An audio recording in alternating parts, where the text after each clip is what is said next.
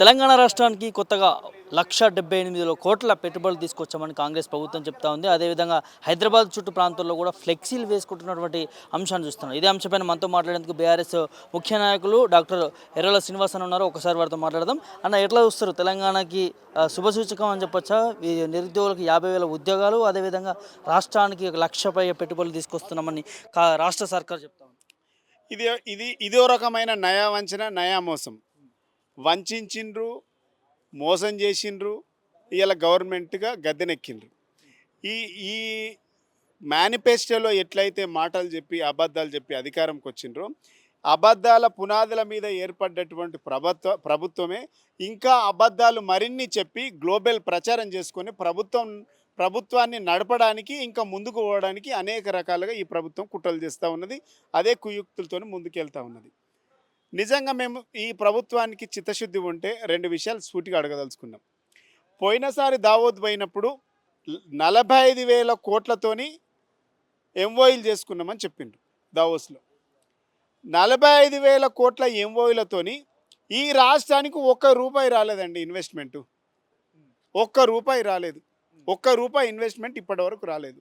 ఇవాళ కొత్తగా ఏం నాటకం ఆడుతూ ఉన్నారు? మేము 1,87,000 కోట్లు మేము మళ్ళీ తీసుకొచ్చినాం అనేసి పెద్ద పెద్ద హోల్డింగ్లు, పెద్ద పెద్ద కటౌట్లు, అసలు మొత్తం ప్రపంచం బద్దలైపోయినట్టు ఈయన మొత్తం ఏదో మొత్తం సాధించుకుని వచ్చినటువంటి వాతావరణం ఇలా చేస్తూ ఉన్నాడు. అన్ని పేపర్ మీద ప్రకటనలే, ఇలా బట్టి విక్రమార్క అన్నాడు కదా, ఇంట్రెస్ట్ ఆఫ్ కంపెనీస్ వాళ్ళు ఇంట్రెస్ట్ ఉంటే వచ్చి పెట్టుకుంటారు అని. ఇంట్రెస్ట్ ఆఫ్ ఎంఓఈలు అని ఆయనే చెప్తున్నాడు కదా. మరి ఇన్వెస్ట్మెంట్ పెట్టాలనుకుంటే ఇంట్రెస్ట్ ఉన్న వాళ్ళే పెడతారనేసి బట్టి విక్రమార్క చెప్తా ఉన్నాడు. మీరేమో 1,87,000 కోట్లు మేము సాధించినాం అనేసి మీరు కటౌట్లు పెట్టుకుంటా ఉన్నారు. మేము ఈ ప్రభుత్వాన్ని ఒకటే డిమాండ్ చేస్తూ ఉన్నాం. 2024 సంవత్సరంలో దావోస్ పోయి 45,000 కోట్ల ఎంఓఈలు చేసుకున్నామని చెప్పిండ్రు. మరి ఎన్ని కంపెనీలు వచ్చినాయి, ఇప్పటి వరకు ఎన్ని కంపెనీలు ఇక్కడ ఇన్వెస్ట్మెంట్ పెట్టిండ్రు, ఒక శ్వేతపత్రం విడుదల చేయాలి. మీరు మొన్న రాసుకున్నటువంటి 1,87,000 కోట్లు ఏదైతుందో ఈ రాష్ట్రానికి ఎన్ని రోజులలో వస్తాయి, ఎన్ని కంపెనీలు వస్తాయి, ఎంతమందికి ఉద్యోగాలు ఇస్తారు, ఎన్ని రోజులలో ఇస్తారో చెప్పేటువంటి దమ్ము ఈ ప్రభుత్వానికి ఉన్నదా? శ్వేతపత్రం విడుదల చేస్తారా అని మేము అడుగుతా ఉన్నాం. ఒక వైట్ పేపర్ రిలీజ్ చేయండి. ఫలానా టైం వరకు మేము ఇన్ని కంపెనీలు వస్తాయి, ఇన్ని కంపెనీలు గ్రౌండ్ అవుతాయి, ఇన్ని కంపెనీల వల్ల ఇన్ని వేల మంది విద్యార్థులకు ఫలానా టైం వరకు టైం బోల్డ్ పెట్టి 50,000 ఉద్యోగాలు ఇస్తామని చెప్పండి. ఇలా మీరు 2024లో అదానీ కంపెనీతోనేమో 12,500 కోట్లు ఎంఓఈ చేసుకున్నారు. ఇప్పటి వరకు ₹0 రాలేదు, ఏడాది అయిపోయింది. గోడి ఇండియా కంపెనీతోని 8,000 కోట్ల రూపాయలతోని ఎంఓఈ చేసుకున్నారు. ఆ కంపెనీ మొత్తం జీరోలో నడుస్తూ ఉన్నది, కంపెనీ లాస్లో ఉన్నది. మరి ఆయన ఎట్లా పెడతాడో తెలియదు.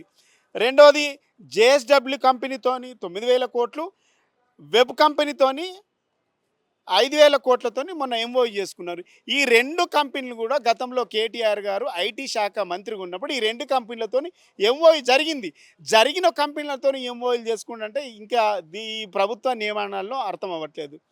మూడవది పంపుడు స్టోరేజీ కింద మెగా కంపెనీతోని 15,000 కోట్లు పంపుడు స్టోరేజ్ కంపెనీ, అదేవిధంగా వెల్నెస్ సెంటర్ కింద ఈ రెండు కంపెనీలతోని 15,000 కోట్లతో ఎంఓఈ చేసుకున్నారు. ఈ వెల్నెస్ సెంటర్ అనేది వికారాబాదు అనంతగిరి కొండల మీద వెల్నెస్ సెంటర్ 250 ఎకరాలలో పెడతారట. ఈ ప్రభుత్వానికి చిత్తశుద్ధి ఉంటే గత ప్రభుత్వము ఈ హైదరాబాద్ సంగతి చెప్తున్నా, హైదరాబాదులో 380 బస్తీ దవాఖానలు పెట్టింది. బస్తీ దవాఖానలో మందులు ఇవ్వండి ఫస్ట్. ఆ బస్తీ దవాఖానలో అవసరాలకు తగ్గట్టుగా ఇన్ఫ్రాస్ట్రక్చర్ ఇవ్వండి, మందులు ఇవ్వండి, వైద్యులకు కావాల్సినటువంటి, రోగులకు కావాల్సినటువంటి అన్ని వసతులు కల్పించండి. వీటినేమో ఎత్తేసి ఇవాళ అక్కడ తీసుకుపోయాం వెల్నెస్ సెంటర్ పెడతా ఉన్నాడు. హైదరాబాదు 4 దిక్కుల మల్టీ స్పెషాలిటీ హాస్పిటల్స్ కేసీఆర్ గారు శంకుస్థాపన చేసింది. ఇవాళ మీరు వచ్చి 13 నెలలు అయింది, ఎక్కడ వేసిన గొంగడు అక్కడ ఉంది. మీరు కనీసం వాటి మీద పనులు స్పీడప్ చేయలేదు. హన్మకొండలో ఉన్నటువంటి హాస్పిటల్ని కూడా ఇలా దాన్ని ఒక 5 అంతస్తులు తగ్గించి ఇలా దాన్నేమో మీరు ఇప్పటి వరకు ముందుకు ఉన్నటువంటి పరిస్థితి. గత సంవత్సరము అధికారంలోకి రావడానికి ముందు ఏ విధమైనటువంటి స్ట్రక్చర్ ఉండనో మొన్న మేము హరీష్ రావు గారితోని వెళ్ళి పరామర్శించిన దాన్ని విజిట్ చేసినప్పుడు అదే స్ట్రక్చర్‌లో ఉంది. అంటే ఒక్క పని గూడా మీరు గత ప్రభుత్వంలో ఉన్నటువంటి బిల్డింగ్‌ల మీద, ప్రభుత్వం చేపట్టినటువంటి కార్యక్రమాల మీద ఇప్పటి వరకు గూడా ముందుకు పోతలేరు. మీరు ఏం పని చేస్తా ఉన్నారు? ఇలా ఈ అగ్రిమెంట్లు చేయించుకోవడానికి, ఎంఓయూలు చేయించుకోవడానికి, మెగా కృష్ణారెడ్డి కంపెనీతోని ఎంఓయూలు చేయించుకోవడానికి హైదరాబాద్‌లో రోడ్ అవతల ఆయనుంటాడు. జూబ్లీ హిల్స్‌లో రోడ్ ఇవతల మీరుంటారు. మీరిద్దరు కలిసి మీ ఇంట్లో కూర్చొని అగ్రిమెంట్లు చేసుకున్న దానికి దావోస్ పోయి అగ్రిమెంట్ చేసుకోవాల్సిన అవసరం ఏముందో అర్థమవట్లేదు. ఫ్లైట్ ఖర్చులు వృధా, సమయం వృధా, ఇయాల మీ టైం అంతా వృధా, ప్రజాధనం వృధా. ఇయాల దావోస్ పోయి చేస్తున్నటువంటి ప్రచారం అంతా ప్రభుత్వ సొమ్ము. ఈ ప్రభుత్వ సొమ్ము అంతా కూడా వృధా చేస్తూ ఉన్నారు. ఇలా గతంలో ఏమో ఇదే మెగా కంపెనీ మీద ఇది ఈస్ట్ ఇండియా కంపెనీ, అవినీతి కంపెనీ, కమిషన్ల కోసం కాంట్రాక్ట్లు ఇచ్చిండ్రని చెప్పిండ్రు. మరి ఏ ఏ ఏ కమిషన్ల కోసం ఇలా మీరు కాంట్రాక్ట్లు ఇస్తూ ఉన్నారు? మీకు మీరు ఏ ఏ ఏ ప్రాతిపదికన ఇలా మీరు ఇస్తూ ఉన్నారని మేము డిమాండ్ చేస్తూ ఉన్నాం. అప్పుడేమో అవినీతి కంపెనీ అయినటువంటి కంపెనీ, ఈస్ట్ ఇండియా కంపెనీ అన్నటువంటి కంపెనీ ఇలా మరి గ్రేట్ ఇండియా కంపెనీ ఎట్లా అయింది? ఇలా ఈ ప్రశ్నలకు సమాధానం చెప్పాలి కదా. మరి ఇలా మీరు కమిషన్ల కోసము చేసుకుంటున్నారా, ఈ ప్రజల ప్రయోజనాల కోసం చేసుకుంటున్నారా? బహిర్గతం చేయండి, వైట్ పేపర్ రిలీజ్ చేయండి. ఇవన్నీ బోగస్.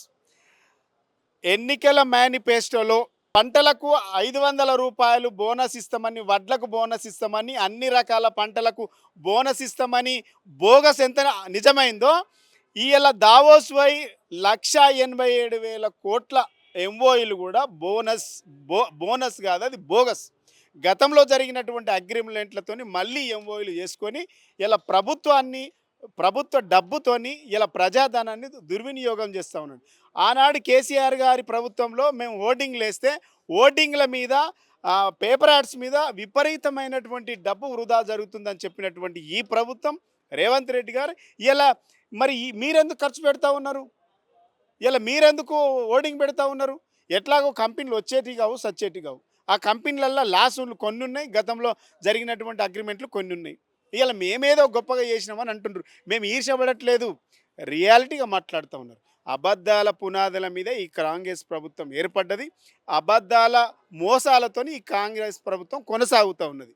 ఇదే పెట్టుబడుల విషయంలో బల్మూరు వెంకట్ ఎమ్మెల్సీ ఎవరైతే ఉన్నారో కేటీఆర్కి ఈ మేము తెచ్చే పెట్టుబడులు కావచ్చు, చేసే అభివృద్ధిని చూసి తట్టుకోలేకపోతా ఉన్నారు, జీర్ణించుకోలేకపోతా ఉన్నారు. అందుకే వారికి ఈనో ప్యాకెట్స్ పంపిస్తామని చెప్పి కూడా కొన్ని కామెంట్ చేయడం జరిగింది. దీన్ని ఎట్లా చూడొచ్చు? మీరు తెచ్చేటువంటి వాటికి మాకు కడుపు నొప్పి లేదు, కన్నమంట లేదు. కానీ మీరు మాట్లాడుతున్నటువంటి అబద్ధపు మాటలు, మోసపు మాటలు, మీ మాటలన్నిటితోని పినాయిల్తోని కడగాలని నేను అంటున్నా. అబద్ధాలు చెప్పి అధికారంలోకి వచ్చిండ్రు, మోసాలు చేసి అధికారంలోకి వచ్చిండ్రు.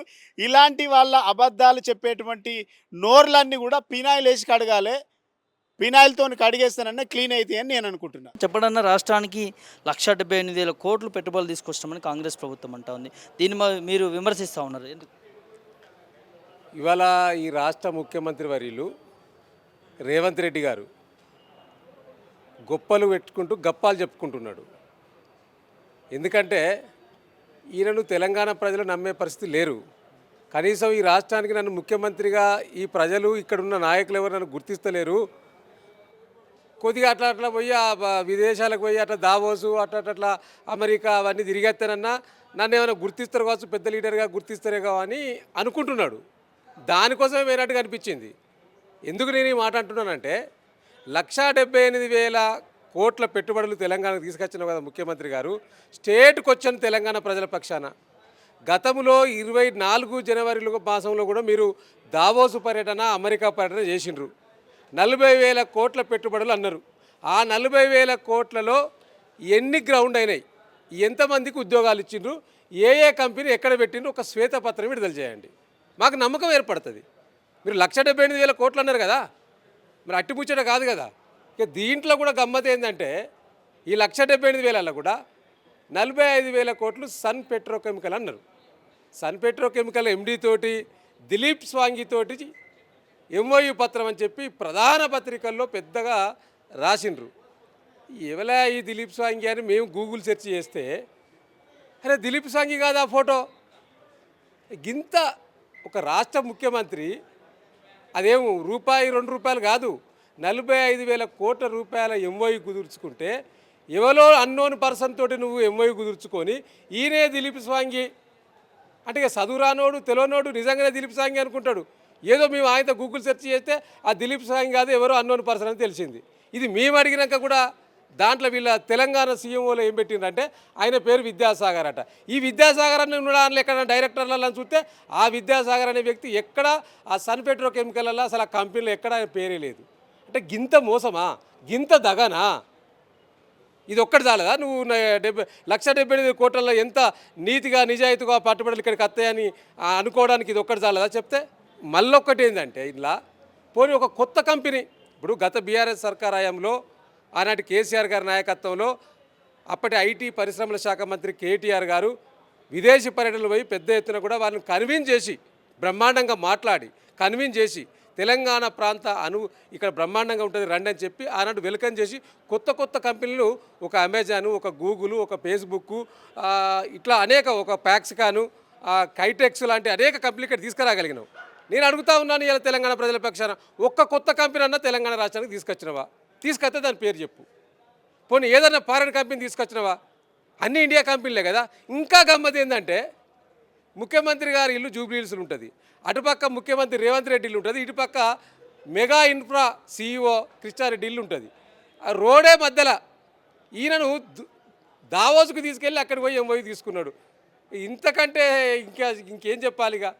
అంటే హైదరాబాద్లో కూడా నువ్వు దావోస్ పట్టుకుపోయి ఎంఓయూ ఎత్తివి, నీకు మెగా ఇన్ఫ్రా ఇక్కడ లేడా, హైదరాబాద్లో లేడా? దీన్ని కూడా నీ కంపెనీ లిస్టులో చేరుస్తీవి. నువ్వేమన్నావు అన్నాడు? ఈస్ట్ ఇండియా కంపెనీ అన్నావు, మెగా కృష్ణారెడ్డిది ఈస్ట్ ఇండియా కంపెనీ అన్నావు.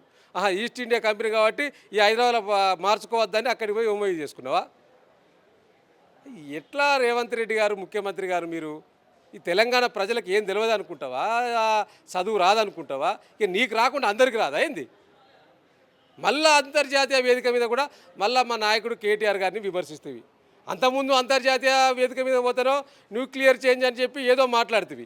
ఈసారి మళ్ళీ అంతర్జాతీయ వేదిక మీద ఐటీ ఎంప్లాయీస్ అంతా వర్కర్స్ అంటూ ఐటీ వాళ్ళకు పరిపాలన రాదని చెప్పి వాళ్ళను కూడా కించపరుస్తూ మాట్లాడుతుంది. ముఖ్యమంత్రి హోదాలో ఉన్న దాన్ని గౌరవాన్ని కాపాడుకోవాలంటే ఇది కాదు, ఇది సరైనది కాదు రేవంత్ రెడ్డి గారు. కాబట్టి పెట్టుబడులు అంతా కూడా ఒక బోగస్. ఇది బోగసు. ఎందుకంటే గత పెట్టుబడుల్లో ఒక్కటి కూడా ఇప్పటివరకు గ్రౌండ్ కాలేదు. 40,000 కోట్లలో నువ్వు గొప్పగా చెప్పినావు కదా, అందులో 1/3 వంతు ఆదాని కంపెనీ 12,400 కోట్లు అది లాంచ్ అయిందా? ఉద్యోగాలు ఇచ్చినవా? మీ నాయకుడు రాహుల్ గాంధీ ఆధార్ ఒక ఫ్రాడ్ అంటాడు. ఆ ఆధార్ని పట్టుకొచ్చి నువ్వు పెట్టుబడులు పెడతానంటావు. అది ఇప్పటివరకు అది గతి లేదు. దాంట్లో గోల్డ్ ఇండియా కంపెనీ అదొక ఫేకు. ఇట్లా జేఎస్డబ్ల్యూ గతంలో మేము తీసుకొచ్చిందే, మేము ఉన్నప్పుడే ఎక్స్పాన్షన్ కూడా వాళ్ళు ఓకే అన్నారు. దాన్ని కూడా నువ్వు తీసుకొస్తావని ఆనాడు చెప్పినావు. ఇవన్నీ ఏవి కూడా గ్రౌండ్లో లేవు కదా. నువ్వు తీసుకొచ్చినవన్నీ కూడా ఎక్స్పాన్షన్ అని చెప్తున్నావు. కొత్త కంపెనీలు కాదు, అది ఎక్కడ కూడా ఉద్యోగాలు కూడా ఇప్పటివరకు కొత్త ఇచ్చినవి ఉంటే నువ్వు ఒక శ్వేతపత్రం విడుదల చేయి. వాటి ముఖ్యమంత్రి గారు ఇక్కడ చేసేది ఏం లేక తెలంగాణ ప్రజలలో అట్లా కనీసం 10 రోజులు పోతే ఉప్పోస ఉంటుందని ఆ ఉప్పోసకు 10 రోజులు దావోసు పోయి వచ్చింది తప్పితే దానివల్ల తెలంగాణ ప్రజలకు ఒరిగేది ఏమి లేదు. అంటే అభివృద్ధిని జీర్ణించుకోలేకపోతా ఉంది బీఆర్ఎస్ పార్టీ. అదేవిధంగా పెట్టుబడులు కూడా భారీ ఎత్తున వస్తూ ఉంటే ఈ బీఆర్ఎస్ పార్టీ జీర్ణించుకోలేక ఇలాంటి వ్యాఖ్యలు చేస్తుందని చెప్పి బల్మూరి వెంకట్ మాట్లాడుతూ ఈనో ప్యాకెట్స్ పంపాలంటే కేటీఆర్ మీద కొన్ని కమెంట్ చేశారు. ఎట్లా చూడొచ్చు? ఇప్పుడు అభివృద్ధిని జీర్ణించుకోలేకమంటే ఎక్కడ అభివృద్ధి చేసినావు నువ్వు? అసలు నువ్వు ఎక్కడైనా అభివృద్ధి చేసినావా? అభివృద్ధి చేస్తే కదా జీర్ణించుకోకపోవడం. ఎందుకు జీర్ణించుకోం?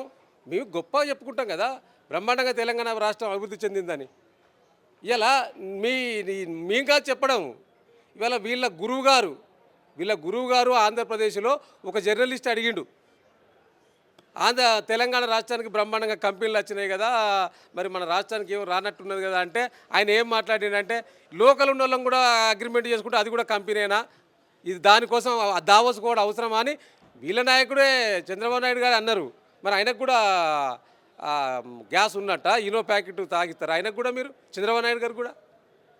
అంటే మీరు ఏంది అంటే ఇది మేము ఏదో బాగా అభివృద్ధి చేస్తూ ఉన్నాం, వీళ్ళు జీర్ణించుకోలేకపోతున్నారు. నువ్వు ఏం అభివృద్ధి చేసినావు తెలంగాణ ప్రజల ముందు పెట్టు, తెలుస్తుంది కదా. ఇవాళ మీరు ఎంత ఇవాళ మీ ఈ రాష్ట్రంలో పరిపాలన నడుస్తుందా లేదా అనేది ఈ ఏ ఒక్క పౌరుని అడిగినా చెప్తాడు. అన్న ఉడికిందా లేదా ఒక మెతుకు చూస్తే తెలుస్తుంది. అట్లనే మీ పరిపాలన బాగుందా బాగలేదా అసలు నడుస్తుందా లేదా అని చెప్తే ఎవరిని అడిగినా ఒక చెప్తారు కదా. కాబట్టి ఇవాళ ఇక్కడ పరిపాలన లేదు, అభివృద్ధి లేదు. ఇప్పటికైనా పరిపాలన మీద అభివృద్ధి మీద కేంద్రీకరించాలనేదే మేము పదే వరకు విజ్ఞప్తి చేస్తున్నాం. ఇవాళ ఇంకా 4 సంవత్సరాలు ఉన్నదండి అధికారం మీకు. ఆ అధికారం పక్కన పెట్టి మీరు ఇంకా ప్రతిపక్షం మీద పడి మా నాయకుల మీద పడి ఏడుపుడు బంద్ చేయండి. మీరు పని మీద కాన్సన్ట్రేషన్ చేస్తే బాగుంటుంది. మీకు ఏ పని లేకనే ఇది ఉన్నది. మీకు పని ఉంటే ఇటు కాన్సన్ట్రేషన్ చేయరు. మీకు పని లేదు కాబట్టి ఇష్టం ఇక నిత్యం విమర్శలకు అవకాశం ఇస్తున్నారు. చివరిగా రైతు భరోసా విషయంలో నేను సభలో ముఖ్యమంత్రి రేవంత్ రెడ్డి మాట్లాడుతూ టక్ టక్ టక్ అనుకుంటూ రైతు భరోసా డబ్బులు పడబోతున్నాయి అంటున్నారు. ఇప్పటి వరకు కూడా రాష్ట్రంలో ఉన్నటువంటి రైతులందరికీ ఎవరికి కూడా రైతు భరోసా అందలేదు. ఎట్లా చూడవచ్చు? పొద్దున్నుంచెల్లి నిన్న ముఖ్యమంత్రి గారు సభలో మాట్లాడిన తీరును చూసి ఇవాళ ఉదయం 10 గంటల నుంచెల్లే 10:30కు బ్యాంకు తీస్తారంటే 10 గంటల నుంచెల్లే బ్యాంకుల కాడ సెల్లులు పట్టుకొని చేస్తున్నారు. ఈ టక్ టక్ ఏమైనా మెసేజ్ వస్తుందా వస్తే వెంటనే పోయి తీసుకుందామని బ్యాంకుల కాడ పడిగాపులు కాస్తా ఉన్నారు. ఆనాడు కేసీఆర్ గారు టింగ్ టింగ్ టింగ్ అన్నాడు, బ్రహ్మాండంగా పడినాయి. ఇట్లా ఏ ఒక్క అప్లికేషన్ తీసుకోకుండా రైతు బంధు బ్రహ్మాండంగా 69,50,000 మందికి 70,000 కోట్లకు పైగా ఆనాడు కేసీఆర్ గారి నాయకత్వంలో రైతు బంధు పడ్డది. దీనికి అప్లికేషన్లు తీసుకోలే, గ్రామ సభలు పెట్టి ఆగవాగం చేయలే. మీరు గ్రామ సభలు పెట్టినరు, ప్రజాపాలన పేరు మీద అప్లికేషన్లు తీసుకున్నారు, అదేవిధంగా కులకరణ పేరు మీద సమగ్ర సర్వే పేరు మీద మళ్ళీ తెలుసుకున్నారు. తీరా మీరు చేసింది ఏమంటే మళ్ళీ అంతా అయిపోయాక చావు కబురు సల్లగా చెప్పినట్టు ఇదంతా కూడా మండలానికి ఒక గ్రామం సాచురేషన్ మోడ్లో ఇస్తామని చెప్పారు. గింత దానికేనా ఇదంతా చేసింది అని ప్రజలు నవ్వుకుంటున్నారు కింద. మీరు ప్రజలకు పోతే తెలుస్తుంది. ఒక్కరన్నా ఒక గ్రామ సభలల్లో మంత్రులంతా కర్ణాటక పోయినరు, కొంతమంది పెట్టుబడుల కోసం విదేశాలకు పోయినరు, ఉన్న మంత్రులు ఎవరు గ్రామ సభలకు పోలేదా? గ్రామ సభలు ఎట్లా జరిగినాయో ఆ తీరును చూస్తే కనిపిస్తలేదా? ఆ తీరును చూస్తే కనిపిస్తున్నది కదా మీ పరిపాలన విధానం, మీరు ఆ లబ్ధిదారుల ఎంపిక విధానం తెలుస్తూ ఉన్నది కదా. అందుకే అనుభవం లేదు, అనుభవం ఉండాలనేది గిందుకే. ఆ అనుభవం లేకనే ఒక ఇట్లా ఫెయిల్ అవుతున్నది. అనుభవం ఉన్న వాళ్ళని పక్క పెట్టుకొని మంచిగా ప్రభుత్వాన్ని నడిపియండి, మంచి పేరు తెచ్చుకోండి అనే మేము ఇతవు పలుకుతున్నాం.